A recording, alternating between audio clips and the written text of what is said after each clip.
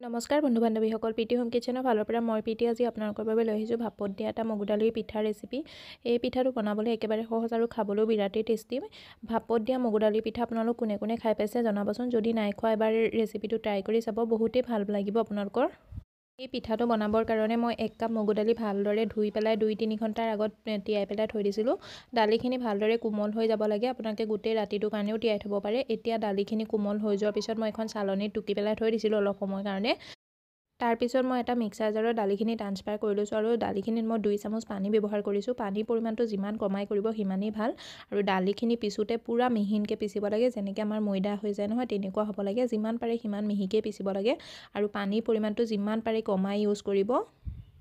আৰু এয়া চাওক, মোৰ দালিখিনি পিছা হৈ গ'ল। এইখিনি মই কিমান মিহিকৈ পিচিছোঁ, একদম মানে দেখিলে গম পায়েই যায়। আৰু এইখিনি মই এতিয়া ডাঙৰ বাচন এটাত উলিয়াই ল'ম। উলিয়াই লোৱাৰ পিছত তাত মই আধা বাতি চুজি এড কৰি দিছোঁ, যাতে ইয়াৰ যোনখিনি পানী আছে পানীখিনি অকণমান চুজিয়ে শুহি ল'বৰ কাৰণে। আৰু ইয়াত মই সোৱাদ অনুসৰি নিমখ এড কৰি দিছোঁ আৰু অকণমান জনি গুটি এড কৰি দিছোঁ হাতে ক্ৰাছ কৰি পেলাই। এতিয়া মই এইখিনি মিলাই ল'ম।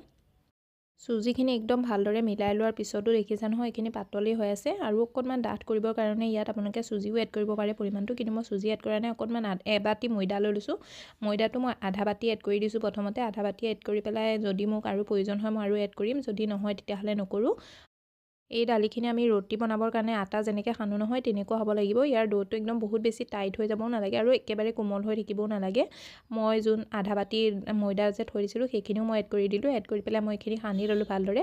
আৰু এয়া চাওক, এইটো কোমলেই হৈ আছে, মানে বহুত বেছি টাইট হোৱা নাই। আৰু এতিয়া আমি দালিৰ আটাখিনি আধা ঘণ্টাৰ কাৰণে ৰেষ্ট কৰিবলৈ দিম। আধা ঘণ্টা ৰেষ্ট কৰিলে ইয়াৰ ভিতৰত থকা চুজিখিনিয়ে পানী শুহি পেলাই এইটো পূৰা টাইট হৈ যাব।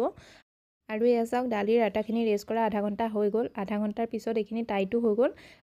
এতিয়া মই দালিৰ আটাখিনিৰ পৰা ৰুটি বনাবৰ কাৰণে যেনেকৈ লাড়ু বনাওঁ নহয় ঠিক তেনেধৰণে লাড়ু বনাই ল'ম। আৰু লাড়ু বনাই পেলাই 2খন হাতেৰে মানে ভালদৰে ঘূৰাই দিম আৰু ঘূৰাই পেলাই মাজত এটা ফুটা কৰি দিম, কাৰণ আমি এইটো ষ্টিমাৰত দিম।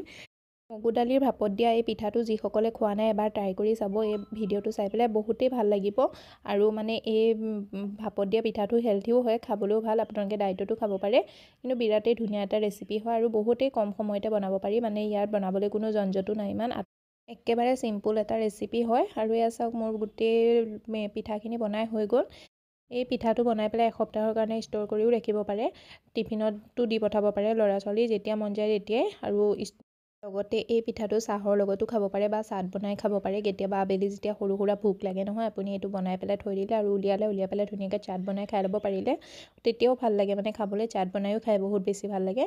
এতিয়া মই পিঠাটো ষ্টিম কৰিম। ষ্টিম কৰিবৰ কাৰণে এটা কেৰাহীত মই পানী গৰম কৰি লৈছোঁ। পানীখিনি গৰম হৈ যোৱাৰ পিছত মই তাত এডাল ষ্টেণ্ড থৈ দিছোঁ। আৰু এখন প্লেটত, যোনখন প্লেটত থৈ দিছিলোঁ মই পিঠাখিনি এড কৰিছিলোঁ, সেইখন প্লেটেই মই ইয়াত তেল চেলো ব্যৱহাৰ কৰা নাই। এতিয়া ঢাকি পেলাই মই এইটো আধা ঘণ্টাৰ কাৰণে সিজিবলৈ দিম ল' টু মিডিয়াম ফ্লেমত। আৰু এয়া চাওক, মোৰ আধা ঘণ্টা হৈ গ'ল পিঠাখিনি ষ্টিম কৰা। আধা ঘণ্টাত দেখিছে পিঠাখিনি দেখিয়ে লাগিছে ন কিমান ধুনীয়াকৈ ফুলি গৈছে। আৰু ষ্টিম যেতিয়া হৈ যাব গম পাই যাব টাইট হৈ যাব পূৰা। এইটো মই হাতেদিয়ে চাইছোঁ, হাতেদি চাওঁতেই টাইট হৈ গ'ল। এতিয়া মই এইখিনি উলিয়াই থৈ দিম, মানে ভালদৰে ঠাণ্ডা হ'বলৈ দিম। আৰু এয়া চাওক, মই কৈছিলোঁ নহয় মই প্লেটত তেলো লগোৱা নাছিলোঁ, কিন্তু কিমান ধুনীয়াকৈ ওলাই আহিছে প্লেটৰ পৰা।